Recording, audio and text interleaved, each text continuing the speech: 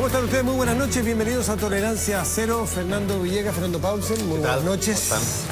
Hoy tendremos dos estupendos invitados de mucha actualidad. En primer orden estará el candidato senador, ex candidato presidencial Andrés Alamán.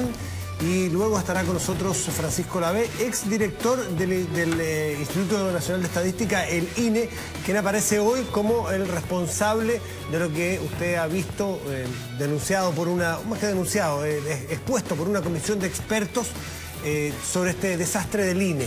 Estará hoy aquí dando la cara, dando sus explicaciones y dando su versión, quien estuvo a cargo del INE que se hizo el 2012. Este fallido INE, este INE que se tendrá, perdón, este fallido censo, este censo que en una de esas se tendrá que repetir, en la segunda parte estará con nosotros. Presentamos de inmediato a Andrés Alamán. Andrés, muy buenas noches, gracias por estar aquí. Muy buenas noches.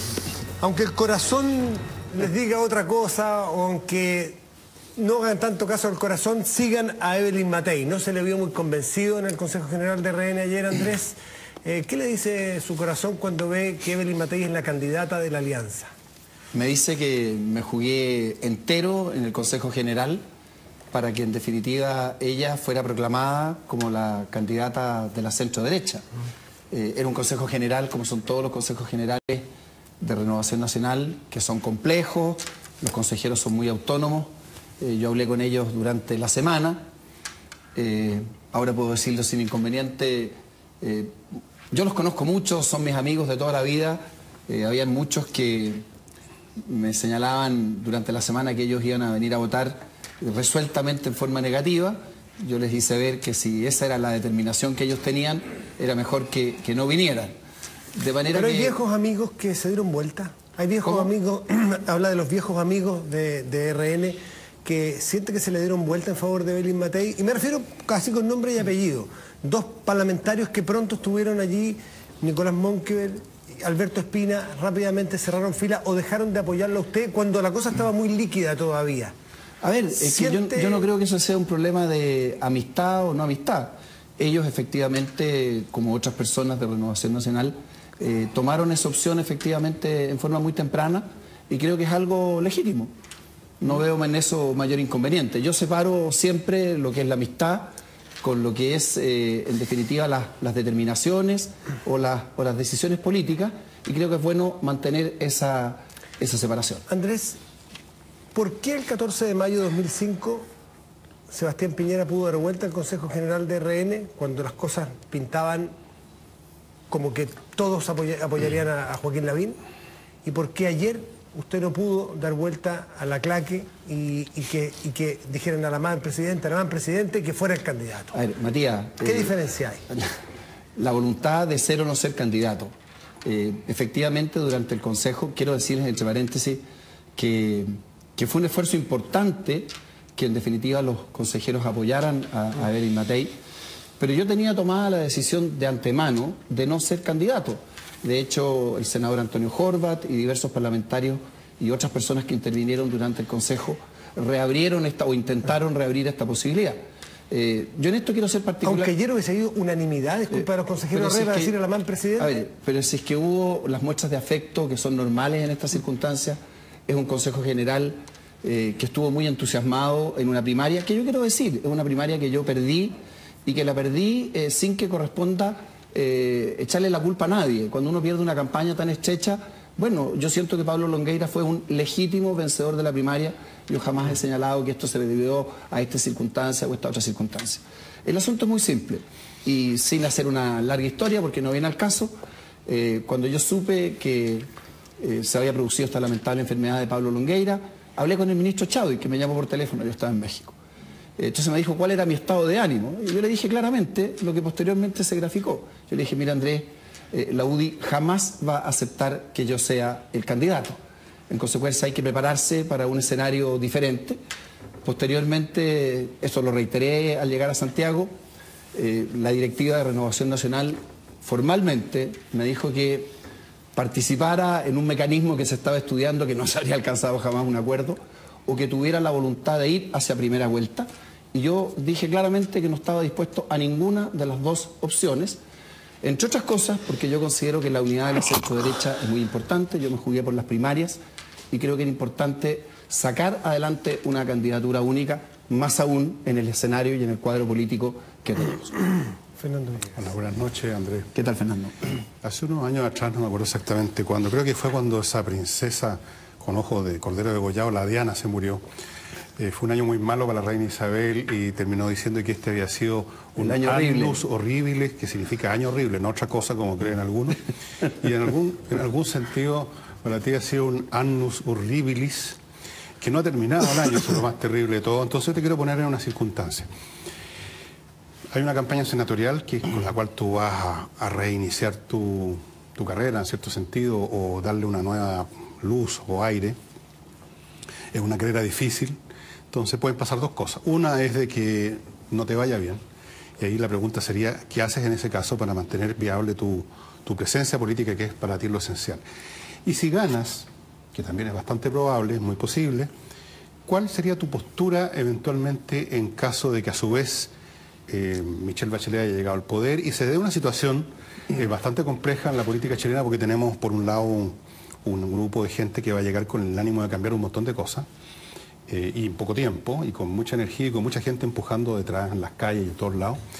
Y por otro lado, ustedes quizás van a estar bastante mermados en el Congreso, puede ser también, se puede dar una situación bastante, para usted, annus horribilis, digámoslo así, con todos los significados y también el otro en este caso. ¿Cuál es tu postura en estas dos situaciones? Bueno, a ver, yo en primer lugar voy a hacer el mayor esfuerzo por precisamente ganar la elección en Santiago Poniente. Y creo que Fernando tiene toda la razón al señalar de que el Congreso, en el próximo gobierno, cualquiera sea quien vence en la elección, va a ser un Congreso y un Senado particularmente importante. Cuando ustedes me invitaron acá, cuando era precandidato, yo les hice ver que yo estaba absolutamente convencido de que el país iba a necesitar una segunda etapa de esto que denominamos la democracia de los acuerdos. Creo que hay un conjunto de temas, por mencionar simplemente a la pasada algunos: energía, educación, legislación laboral, que es un tema que hasta ahora no surge en el debate público, en que van a haber discusiones muy de fondo. Y yo creo que ahí puedo jugar un rol, tanto en la defensa, como siempre lo he hecho, de los principios y las convicciones de la centro-derecha, como al mismo tiempo buscando los acuerdos que van a ser fundamentales, porque, ojo, esta elección va a ser una elección cargada de contenidos programáticos. La postura de Michelle Bachelet, una candidata muy fuerte, y la nueva mayoría apunta a realizar un conjunto de transformaciones de envergadura en el país. Algunas, creo yo, muy mal orientadas. Y por lo tanto el Senado y la Cámara de Diputados, por cierto, creo que va a ser extraordinariamente importante, y ahí yo espero prestar un concurso, hacer un aporte. Andrés, cuando estuvo acá Evelyn Matei antes de la primaria, no sé si fue Matías el que le preguntó, pero me acuerdo perfectamente de su respuesta, si es que en caso que ganaras tú, si es que ella iba a votar por ti. Y ella dijo que ella lo pensaría mucho. ¿Tú vas a votar por Evelyn Matei sin ningún tipo de problema? A ver, si yo me jugué a fondo en un Consejo General particularmente difícil para que ella fuera la candidata, y aún así, pese a lo que dijimos varios, Carlos Larraín, yo mismo, hubo un 20% de personas que no estuvieron de acuerdo con esa designación, es obvio que voy a trabajar y que voy a votar por ella. Sería una inconsecuencia tremenda no hacerlo. Y yo vuelvo a señalar, yo siempre separo lo que son las coincidencias políticas con lo que son las afinidades personales. Yo tengo afinidades personales muy profundas con gente con la que pienso políticamente muy distinto. Y tengo coincidencias políticas con personas con las cuales, por diversas razones, que yo no quisiera revivir, no tengo esas afinidades personales. Pero yo creo que los políticos tenemos que separar siempre lo que tiene que ver con esos aspectos personales, con lo que son las responsabilidades públicas. Fernando, el voto por último es privado, es en una cámara, y no vamos a saber a ciencia cierta. Uno tiene que confiar, y yo confío en que lo que está diciendo Andrea Alamán es lo que va a hacer. Pero hay algo que es público, que son las fotos. Hace un poco rato, en Protagonista de Canal 13, le preguntaron a Evelyn Matei, de hecho estábamos viéndolo juntos allá afuera. Sí, claro. Y Evelyn Matei dice que está disponible a sacarse fotos con usted para la campaña senatorial. Pero casi me parece una niñería, ¿no? Por supuesto que me voy a sacar fotos con los parlamentarios, voy a sacarme fotos con con la mayoría de las personas, no es así, con las cuales yo pueda colaborar en una campaña. Y yo vuelvo a señalar. ¿Con ella también? Pero por supuesto, no tengo ningún inconveniente. ¿Va a ser por Photoshop o va a ser...? Matías, pero hablemos en serio. No, hablemos en serio. No, pero es que estas cosas se trasuntan. Yo estoy en serio. Es que estoy en serio, porque si es por Photoshop, como suelen ser, no, y es distinto que se junten, ya que los vean, ya que conversen, Matías, ya que se unan. Pero hablemos en serio, mire. Estoy en serio. Yo he trabajado con la candidata Evelyn Matei en el Congreso, en las comisiones, integramos juntos, nos hacía el gabinete del presidente Piñera, por lo tanto siempre nos hemos desempeñado como corresponde en las labores institucionales. Yo tengo diferencias que jamás las escondería, que son producto de 2 episodios que ustedes conocen perfectamente bien, a los cuales yo preferiría no referirme, porque creo que le causarían un daño, entre otras cosas, a su propia candidatura. Por lo tanto, esa ha sido mi decisión, esto es lo que yo he hecho y esto es lo que yo quiero continuar formulando, André, y esa va a ser mi línea de trabajo hacia adelante. André, en el discurso que tú haces ayer en el Consejo General, me dio la impresión de que tú trataste bastante mal al gobierno. Encontraste como que el gobierno no había sido neutral, había tomado posición. Tú fuiste ministro del gobierno. Fernando, qué bueno que me lo preguntes, porque de repente se instalan un conjunto de impresiones, ¿no?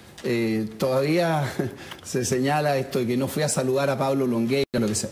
Yo lo que dije respecto del gobierno fue una sola frase. Dije, este es un gobierno que ha hecho la pega y la ha hecho bien. Y yo creo que la habría hecho mejor si hubiera considerado más a los dirigentes de Renovación Nacional y a los partidos políticos. Esa fue la única alusión que hice. Por lo tanto, yo no he cambiado mi punto de vista. Ustedes saben, por lo demás, que este ha sido mi pensamiento desde siempre. Yo hice mi campaña primaria con la idea, no es así, de que el gobierno había hecho bien la pega, y fue la única observación que hice respecto del gobierno. Ahora, cuando uno está en estas situaciones, llamémoslos de protagonismo político, de pronto aparecen, se comunican estas cosas, ¿no? ¿Así? ¿Pero qué no hizo con ustedes? Porque si hubiese estado con nosotros, dice algo así, referente a RN, usted mismo lo nombró ministro a poco andar, quizás no desde el primer momento, pero reconoce un error el presidente Piñera. Lo incluye usted, porque dice, no solo a nosotros por RN, sino que a los partidos políticos. Incluye a Chadwick, a Matei, a Longueira, o sea, incluye a los partidos y a sus dirigentes. Pero a ver, Matías, vamos al fondo del problema. Porque yo creo que estamos hablando del pasado y quizás debiéramos hablar bastante más de las cosas que vienen hacia adelante. No hay ninguna duda que este es un gobierno que tiene un déficit político. Yo lo he venido señalando en tantas oportunidades. Un gobierno que muestra índices positivos en diversos ámbitos. Esos índices no se reflejan en adhesión electoral. Yo creo que una de las equivocaciones que se cometieron fue la conformación de un primer gabinete con una exclusión casi completa de la participación política. La política es importante. Posteriormente eso se logró en parte remediar con las incorporaciones de que Matías señala. Pero lo cierto del caso es que este ha sido un gobierno exitoso y hoy día estamos hablando de que tenemos que enfrentar eventuales doblajes en 3 o 4 circunscripciones electorales, que tenemos eventuales doblajes en 12 o 13 distritos, y eso alude a algo evidente, que es que el manejo político debería haber sido mejor. Por ejemplo, yo jamás habría renunciado, y lo he dicho en estos días, a la idea de una coalición más amplia que únicamente Renovación Nacional y la UDI. Una de las claves para obtener el triunfo con Sebastián Piñera fue precisamente que expandimos el ámbito de la centro-derecha. Posteriormente, desde mi punto de vista, no se consideró eso adecuadamente, no se incorporó a otros personeros que sí son importantes y finalmente de coalición del cambio volvimos a alianza. Pero en fin, creo que esos son temas que debieran poder remediarse y bueno, ya hay que dar esta campaña presidencial y parlamentaria que objetivamente, todo el mundo lo sabe, está cuesta arriba. Esa es una de las decisiones por las cuales voy a ser candidato en Santiago Poniente. Andrés, me pregunto con gran inquietud, conmovido moralmente, ¿para dónde se supone que se habría podido ampliar la coalición de ustedes? Está claro que el Partido Comunista no, porque ya se fue para el otro lado. Los demócratas cristianos han resistido todos los cantos de sirena más o menos encubiertos de Carlos Larraín, a pesar de que han participado hace un poco en algunas cosas, en el proyecto del binominal y alguna otra cuestión. Pero yo no veo, francamente, ¿a qué te refieres con ampliarlo? Porque esa gente que votó por Sebastián Piñera la otra vez no era gente que se estuviera sumando, sino que se estaba restando. Se estaban restando la concertación, que estaban picados. pero no constituyen un movimiento, un partido o una entidad específica a la cual tú puedes atraer gente como uno, Fernando, nomás, desperdigado es precisamente lo que estoy diciendo. Cuando uno después de tantos años, ¿no es así?, gana el gobierno, se produce porque un conjunto de personas de la concertación, ahora nueva mayoría, tal como tú acabas de decir, abandonaron esa coalición. Entonces, ¿cuál debió ser el ejercicio político inmediato? Ese ejercicio político era encontrar la forma, promover movimientos, promover agrupaciones o algo mucho más concreto.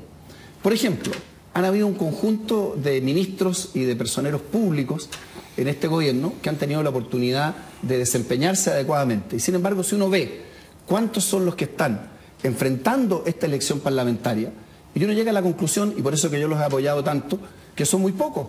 Son Felipe Kast, Luciano Cruzcoqui, ahora último Lawrence Goldburn, pero en definitiva, cuando uno llega al gobierno, tiene que proyectarlo no solamente en la gestión, lo tiene que proyectar en las ideas, y lo tiene que proyectar políticamente. En las ideas, ojo, al principio de este gobierno, por ejemplo, el tema de la educación particular subvencionada no estaba en discusión. Habíamos logrado nosotros desde la oposición frenar los intentos de la concertación para ponerle término. Los impuestos. Hay que recordarse que en la elección parlamentaria presidencial anterior, la candidatura de la concertación no planteó un alza de impuestos. Y hoy día estamos hablando de un alza de impuestos.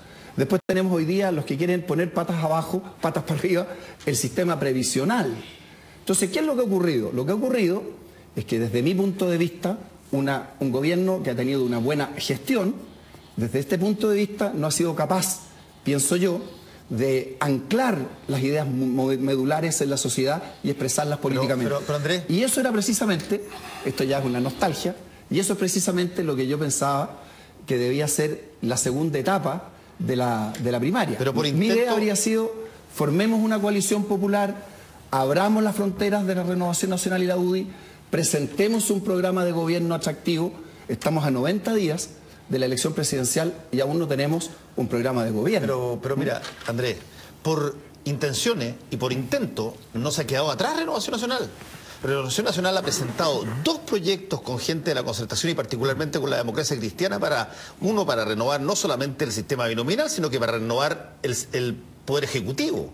Y los sistemas regionales. Y los sistemas regionales. Por lo tanto, cada vez que eso pasó, no te voy a decir que la coalición de gobierno dijo, oye, qué interesante cómo estamos expandiéndonos buscando nuevas posibilidades. Fue todo lo contrario. Le pegaron con el mocho la hacha a Carlos Larraín cada vez que pasó.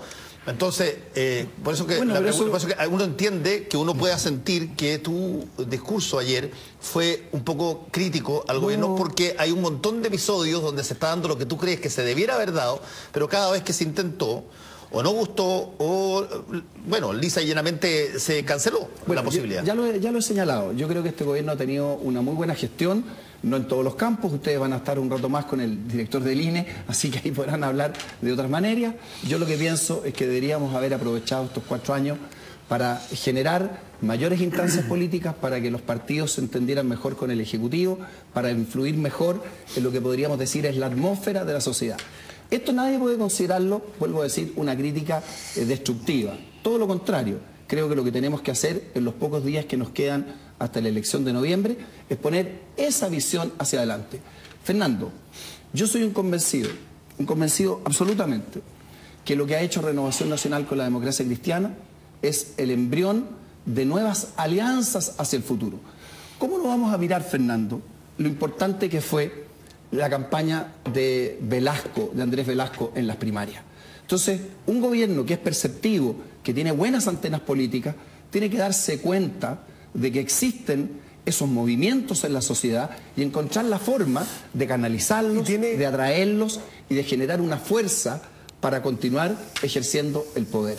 Y creo que esa es la tarea que los dirigentes políticos tenemos por delante. Andrés, muchos sostienen que al contrario a las cifras, que son bastante buenas en general de este gobierno, cifras de crecimiento, desempleo, en fin, una serie de materias, el apoyo es, no paupérrimo, pero ha sido en momentos pésimos, ha ido creciendo un poco, y muchos dicen que justamente hacen mención a la política. Y usted ha dicho recién, un gobierno que tenga antenas políticas. ¿Este gobierno tiene antenas políticas? ¿Le han crecido un poquito las antenas políticas? Aquí cualquier cosa que diga van a decir que es una crítica al gobierno. Vuelvo a decir, pues, Matías, si en definitiva hoy día estamos a 90 días de una elección, tenemos problemas de doblaje en 3 o 4 regiones, tenemos 15 distritos que están en peligro, es que algo no hemos hecho bien, y digo no hemos hecho bien en la parte propiamente política. Andrés, una cosita. Entonces, esto es lo que tenemos que remediar, y quiero decir otra cosa, nosotros tenemos que prepararnos claramente, tanto para lo que decía Fernando, en términos de que eventualmente nosotros podemos tener un resultado positivo o un resultado negativo en esta elección presidencial. Pero lo que viene después, en ambas circunstancias, es muy complejo. Andrés, y para eso hay que tener una fuerza parlamentaria. Disculpa, breve, pero de las antenas políticas dice, bueno, que ahí hay un déficit, lo dice de manera para que no se enoje nadie. Sí, pero y el argumento que da es que hay 3 o 4 circunscripciones que están con peligro de doblaje. Santiago Poniente, hasta donde yo sé, por lo que no tiene peligro de doblaje. Y si usted tampoco lo había, ¿por qué no se fue como líder nacional, como candidato presidencial que estuvo a punto de ganar las primarias, no se fue a la región de O'Higgins o a otra a poner el pecho? Da la impresión, y aquí lo critican mucho, de que viene a una circunscripción un poco más segura. Matías, ¿por qué no fue a evitar un doblaje en otras partes? La gente de la UDI me va a criticar, haga lo que haga o lo que no haga. Yo no soy de la UDI, si hubiera ido a la 8ª región, donde hay 2 senadores UDI, entonces habrían dicho, ¿no es así?, que voy a simplemente a desplazar a 2 senadores de la UDI. Entre paréntesis hay uno y el otro hay una candidatura. ¿Por qué elegí el Poniente? Yo lo quiero explicar bien y quiero decir además lo siguiente. La última intervención pública de Pablo Longueira fue precisamente para ratificar la importancia que tenía esta candidatura. En el Santiago Poniente, en la primaria, nos fue muy mal como coalición. Sí. La Concertación sacó 430.000 votos. También. En la municipal nos fue muy mal, nosotros sacamos 130.000. Es una zona particularmente compleja. En esta cosa que se habla de los predominios, aunque yo creo que esto ha terminado mucho, es una zona que siempre ha sido una zona UDI. Yo en la primaria perdí en esa circunscripción, pero es la más grande del país. Es la donde existe mayor cantidad de votantes. Y yo creo que precisamente por la exposición, por la fuerza con la que pude expresar ideas en la campaña de la primaria, creo que es donde puedo realmente efectuar el mejor y el más grande aporte. Pero van a sacar uno, en el mejor de los casos. Ustedes ahí sí que no pueden doblar ustedes, y allá podrían, en la 8ª o en la 6ª, podrían evitar un doblaje con la mano. Y yo estoy seguro que vamos a evitar ese doblaje. Le vuelvo a decir, yo creo que uno tiene que asumir los desafíos que son más difíciles, y también le reitero, Matías, si me hubiera ido a la 8ª región, habrían dicho exactamente lo mismo. Quizás eso pasa, Andrés, porque tú dijiste que no te ibas a presentar de candidato al Senado después de la primaria, y por lo tanto causó impresión el que te presentara. Exactamente, porque ¿qué fue lo que hice? Durante esa semana, no es así, revisé exactamente cuál era el cuadro electoral. Mi primera idea era poder colaborar al máximo con las candidaturas de los jóvenes de Renovación Nacional, de los jóvenes de Evópiles, cuando uno viene saliendo de una primaria que fue muy intensa. Y que quiero decirle, Fernando, para mí este ha sido un año obviamente muy difícil. Annus horrible. Pero no ha sido eso. Cuando yo partí mi campaña, muchos no daban un peso. Decían que no íbamos a llegar a abril, que la campaña no tenía ninguna proyección, que cómo podíamos enfrentar los de Renovación Nacional a una tremenda maquinaria y a una gran fuerza política. Renovación Nacional tiene apenas 17 parlamentarios, la Unión Demócrata Independiente tiene 34, y yo siento que dimos una gran campaña. Hay gente que le molesta que uno dice, bueno, cuando uno pierde una elección tiene que por lo menos agradecerle a la gente que votó por uno. Nosotros ganamos en 9 regiones, ganamos en 11 capitales regionales, de manera que yo, vuelvo a decir, no le echo a nadie la culpa de mi derrota. Pablo Longueira me ganó legítimamente, pero hicimos una tremenda campaña. Andrés, y pusimos a Renovación Nacional. Señorita, como dicen en el colegio. Señorita. Tú mismo dijiste que no hay que mirar el pasado, así que yo creo que no vale la pena seguir dándole vueltas a que ustedes no estaban tan mal y que no les fue tan mal y darle vuelta y vuelta al mismo cuento. Yo creo que hay que mirar al futuro y pensando en lo que tú mismo has planteado acá. Tú has hablado de los doblajes y yo quiero preguntarte, primero hacerte un comentario. No creo en esa teoría de la derecha pudiendo ampliarse para allá y para acá con unas antenas políticas, porque si yo pongo un cangrejo que tiene una tremenda antena aquí, igual no agarra nada porque no hay nada que agarrar. La derecha está muy circunscrita a la estructura social de clase y de casta en este país, y la verdad es que Y estoy recordándome un montón de administraciones que tuvieron esa fantasía de irse hacia el otro lado y la verdad es que no se fueron a ninguna parte, salvo para la casa alguna vez o terminaron votando por el candidato que era menos malo. Pero déjame ir al futuro ahora. Sí. ¿Qué prevés exactamente? Porque tú has hablado en general de los doblajes, pero concretamente, ¿qué prevés que va a ser la composición del Congreso? Y si acaso es un escenario atroz para usted en el sentido de que la concertación le sucede más o menos lo que le pasó con el año 65 con la democracia cristiana, que arrasó con todo. Entonces, ¿qué vas a hacer tú? ¿Qué va a hacer la derecha cuando se vean ante esta aplanadora que impone todas las cosas que se le pasan por la mente? Y tercero, dentro de lo mismo, elige tú lo que contestas, no rescatas nada de este programa de Bachelet, porque tú dijiste, van a poner patas para arriba y pusiste como ejemplo, estabas hablando de la reforma tributaria, que tiene que ver con una estructura tributaria bastante regresiva en muchos sentidos. O sea, ¿para qué te pongo los ejemplos que todos conocen del supermercado que paga 15 lucas y el bolichero que paga 1 millón? ¿Para qué te hablo de las personas que tienen que vender la casa para pagar las contribuciones? Lo cual ya es un chiste. 1000 ejemplos más. ¿No rescatas nada de eso? A ver, Fernando, por supuesto que uno puede siempre en un programa vernos así ciertas cosas. Por ejemplo, yo creo que el programa de Michelle Bachelet va a impulsar la regionalización de manera importante. Yo creo, eso sí, que los ejes que hasta ahora se han expresado son equivocados. Esta especie de idea de desmantelar la Constitución, la idea de una reforma tributaria, como se ha expresado, y algo que para mí es particularmente importante, terminar con la educación particular subvencionada, son graves errores. Pero en fin, la campaña todavía se está desarrollando. Ahora, yo no creo en lo que dice Fernando, en términos de que la derecha tenga que estar confinada. Es un hecho que está. Bueno, pero es que eso es lo que quiero refutar. En las últimas elecciones, la centroderecha ha disputado siempre en segunda vuelta. Por lo tanto, a la hora de la verdad, hay aproximadamente un 40 y tanto % de personas que en definitiva se vuelcan a los candidatos presidenciales de nuestro sector. ¿Dónde está el problema? Es lo que acabo de señalar, que falta o ha faltado una visión política para que esas mayorías se articulen. Entonces, ¿dónde está el problema? En que, como lo he venido señalando tantas veces, la UDI y Renovación Nacional solas, como expresiones de una derecha muy tradicional, no dan ese ancho. Entonces, ¿dónde estaba la gran oportunidad, Fernando, para lograr esa expansión, llamémosla en tu lenguaje, vertebrada? Era en este gobierno, porque era la gran posibilidad, porque desde el gobierno es mucho más fácil vertebrar movimientos políticos, que es por lo demás lo que se hace siempre. La concertación, veámoslo bien, se consolidó desde el gobierno. Tú sabes, Andreotti siempre decía, el poder desgasta, decía, claro, decía, al que no lo tiene. Cuando uno ejerce el poder y lo ejerce con una lógica de eficiencia, que este gobierno ha hecho bien, lo ejerce con una lógica de defender las ideas para no retroceder en ese camino, y lo hace con una lógica de articulación política, va sentando las bases para que en definitiva sea más fácil ganar la próxima elección. En 2 palabras, Andrés Alamán, ¿tú crees que Evelyn Matei le puede ganar a Michelle Bachelet? Estará por verse. Pero si yo la he apoyado, no voy a decir... A ver, ¿cuáles son los atributos de Evelyn Matei? Déjenme decirle lo siguiente.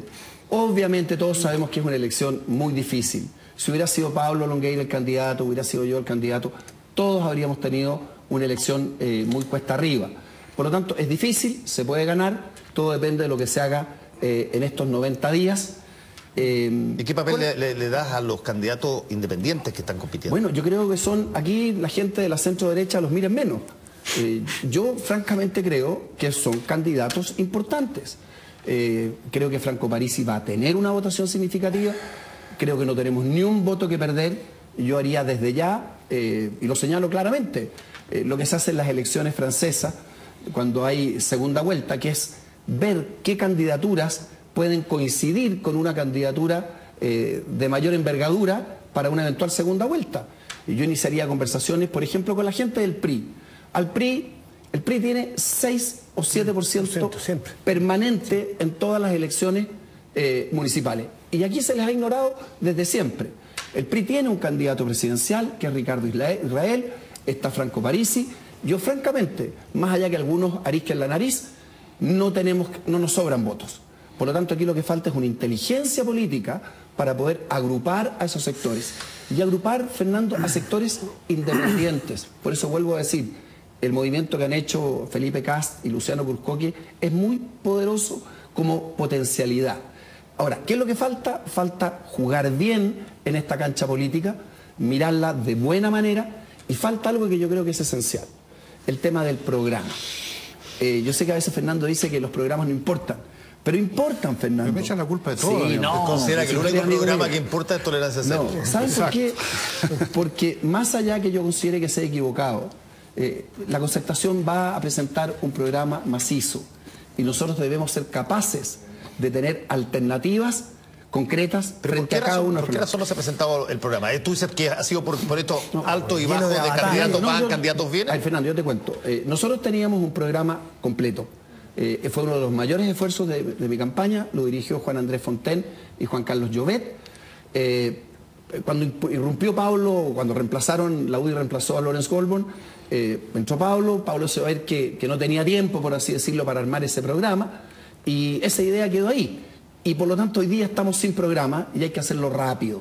Por supuesto, toda la gente que trabajó conmigo está absolutamente a disposición de la candidatura presidencial para articular las cosas que hay que articular. Pero si hay un programa no será tan distinto, hay bastante sintonía, será... No, hay cosas importantes que hacer. Hay cosas ya está bien, pero no borrón y cuenta nueva, hay una base por donde partir. Lo que yo estoy diciendo es lo siguiente: si nosotros queremos plantear como programa de gobierno el mero continuismo, nos va a ir muy mal.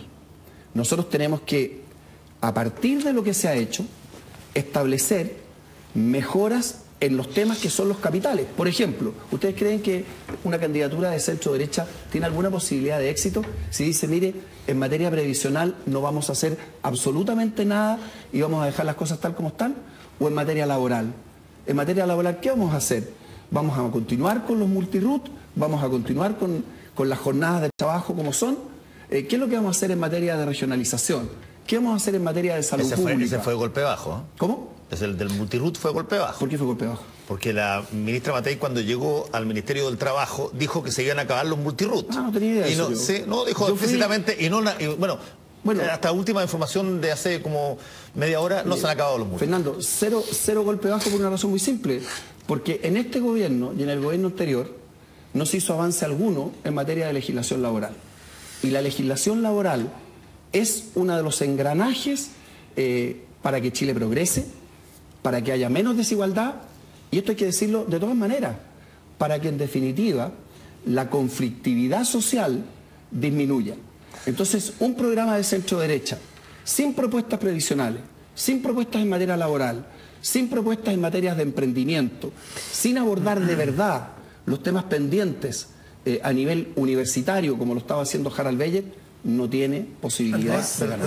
Es que tú le preguntaste algo recién sobre si le podía ganar Evelyn Matei a Michelle Bachelet. Tú dijiste algo así que, bueno, está complicado. Dije la verdad. La verdad, ¿sí? La verdad, sí. Pero me gustaría saber a partir de la candidatura, desde el sector de Evelyn Matei, y cuáles son, a tu juicio, los atributos más positivos o que podrían generar un empate o un triunfo de Evelyn Matei. Yo creo que el atributo más importante es el que hemos logrado, aunque haya sido difícil. No, de la candidata me refiero. No, yo creo que lo más importante es que ella exprese la unidad de la centro-derecha.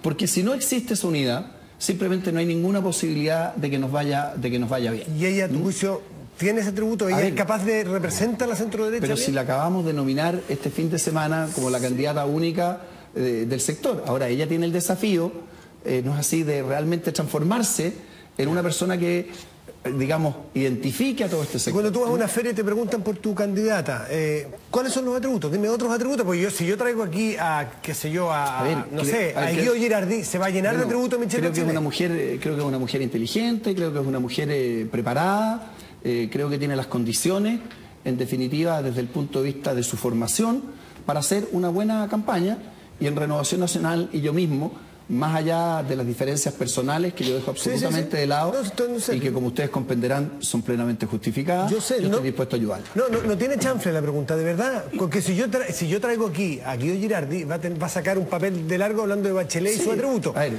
yo he dado los atributos de capacidad, he señalado cuáles son los desafíos.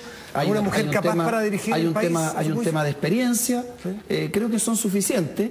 Y yo no soy una persona que ande repartiendo halagos, no es así, palmoteos en la espalda, que no se justifique. No, sí, yo estoy de acuerdo y creo que que más que enfatizar en la persona, creo que lo has dejado bastante claro, a mí me interesa más la relación entre los partidos.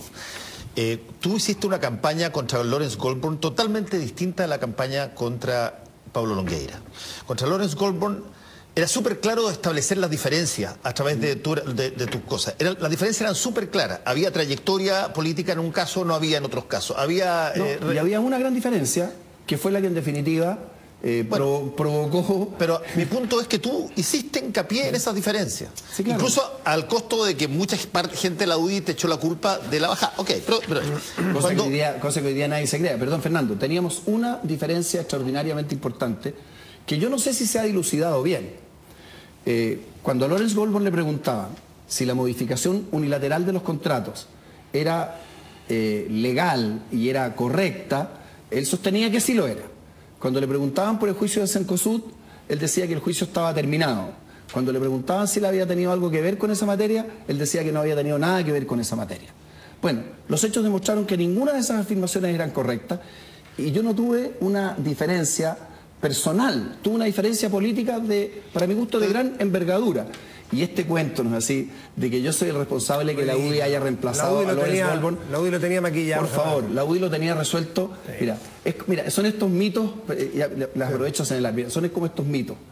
El día de la elección, hay mucha gente que a mí me ha criticado. Mire, Perdón, para no dejarlo colgando, tú dices que la UDI tenía resuelto sacar a Lawrence Goldborn antes del problema. Lo acaba de decir Matías. Sí, pero que Matías no es parte de la... Yo creo que lo tenían maquillado porque la prueba es que tuvo un candidato muy... Pero volvemos atrás. El propio Lawrence Goldborn ha dicho que el problema fundamental de su candidatura es que no había convicción para llevarla adelante. Otra cosa es que se monte una imagen para que en definitiva a mí me encantaría tener el poder que la UDI me atribuye, porque si yo tuviera tanto poder, entonces yo podría designarle los candidatos a ellos, subírselo o bajárselo. Es completamente ridículo. Estas son cosas que pasan en las campañas. Déjame, aprovecho para decirle, mire, por ejemplo, a mí me han criticado mucho por supuestamente mi comportamiento el día de la elección y me ponen un mote de que soy mal perdedor. La verdad que yo soy un deportista, hemos jugado juntos. Sí. Yo siento que soy una persona muy leal cuando compito, cuando gano y cuando pierdo. En esa oportunidad fui a la sede de la UDI tal como habíamos pactado. Nos íbamos a reunir con Pablo Longueira en una oficina. Yo tengo experiencia en elecciones. Me acuerdo del 5 de octubre, del plebiscito. Sé que los ánimos siempre se caldean. Incluso le dije a mi mujer, a Marcela, déjame ir solo porque me huele que esto no va a ser fácil. Se suponía que nos iban a esperar en una oficina. Llegamos, no había nadie esperándonos, en medio del ambiente de mayor hostilidad, en medio de gritos hirientes, como han señalado todas las personas que estaban ahí presentes. Me tuvieron 4 o 5 minutos en una escalera. En eso aparece, ¿no es así?, Pablo Longueira. Yo a Pablo lo saludo, lo felicito, ¿no es así? Y de repente Joaquín Lavín, que posteriormente ha pedido disculpas por su comportamiento, me dice, mira, y ahora vamos a la sala de prensa. Yo le dije, mira, ahí, esto no es lo que hemos pactado, me pareció casi injustificado. Entonces, así se crean los mitos. Joaquín Lavín, el generalísimo de la campaña de Pablo Longueira, pide públicamente disculpas por la forma en que en definitiva fuimos, por así decirlo, tratados. Y el culpable soy yo. Entonces me dicen que soy una persona que no fui a cumplir el rito de saludar. Son leceras, son cosas que se dicen. Pero no siempre los que piden las disculpas son necesariamente los culpables. Hay gente tiene no, pues que es así, pues. Es que hay gente que tiene más actitud de pedir disculpas. A mí me ha sorprendido, por ejemplo, es que nunca le he escuchado ninguna autocrítica. No digo que te eche la responsabilidad sobre los hombros de todo, que tú tuviste la culpa esa noche en todo. A ver, Matías, por favor, cada vez que yo he cometido errores, cada vez que he cometido errores, no es así, los he reconocido como corresponde. Pero cuando creo no haber cometido uno, francamente no veo que tenga que reconocerlo. Obvio. Yo creo que tuvo un comportamiento adecuado. Creo que en mi intervención partí por decir que el triunfo de Pablo Longueira era absolutamente legítimo, que no tenía absolutamente nada que reclamar. Pero en fin, son cosas que ya son menores, que quedan en la historia pequeñita de las campañas electorales. Andrés Alamán, muchas gracias por estar aquí en Tolerancia Cero. Pausa y a la vuelta estará con nosotros el exdirector del INE y le quiero dejar planteada la pregunta para que usted, mientras estamos en esta pausa, pueda entrar a www.toleranciacero.cl y responder. ¿Se debería repetir el censo en su juicio?